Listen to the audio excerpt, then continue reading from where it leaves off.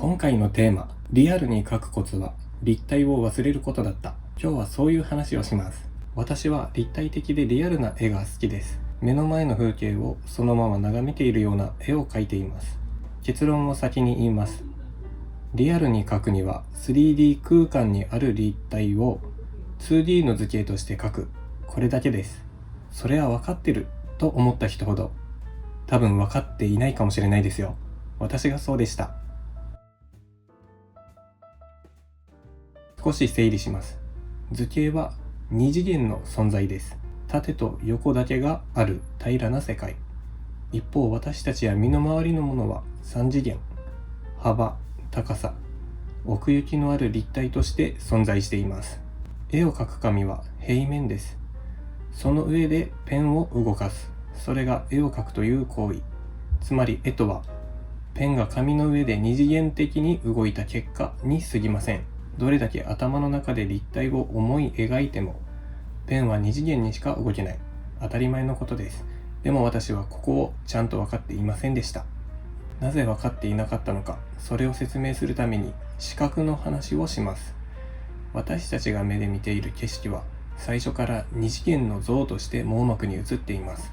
どんなに立体的なものでも一度に一方向からしか見えない。表を見ているとき、裏は見えない。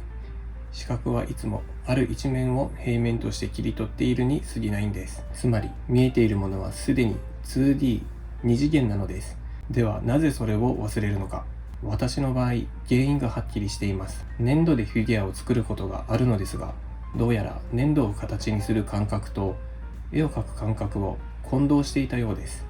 例えばカップを描くとき、カップが置かれている 3D 空間を頭の中で作って、その空間の中でカップの縁をなぞるイメージで描いていました。これは彫刻の発想ですね。絵の発想ではありません。紙の上でのペンの動きっていうのは前と後ろで左右しかないんですよ。ではどう切り替えるか。シンプルです。見ているものをただの平らな図形として捉えるんです。三角形や四角形の組み合わせ、あるいはシルエットとして見る。極端に言えば線だけで対象を捉えます。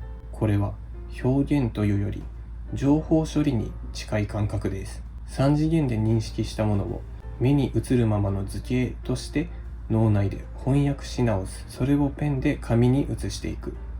見ているものをただの平らな図形として捉えたとき、皮肉なことに絵は一番リアルに見え始めます。実際に切り替えてみると、描くのが急に楽になりました。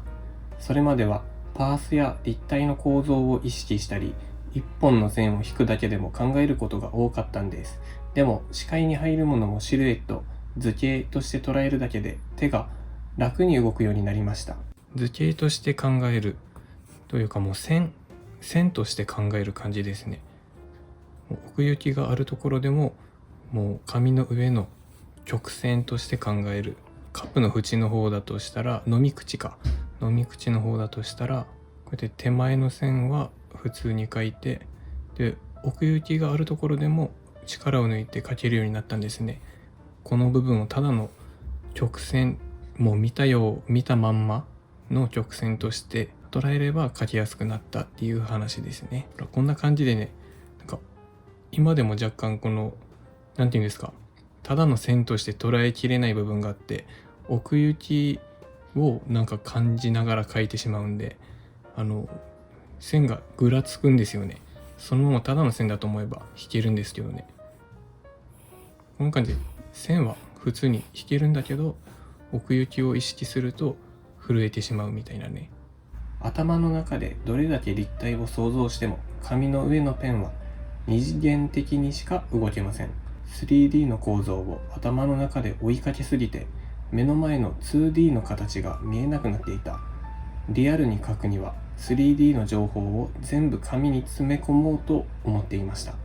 でも大事なのはその逆、情報を削ぎ落とすことでした。こんな感じですね。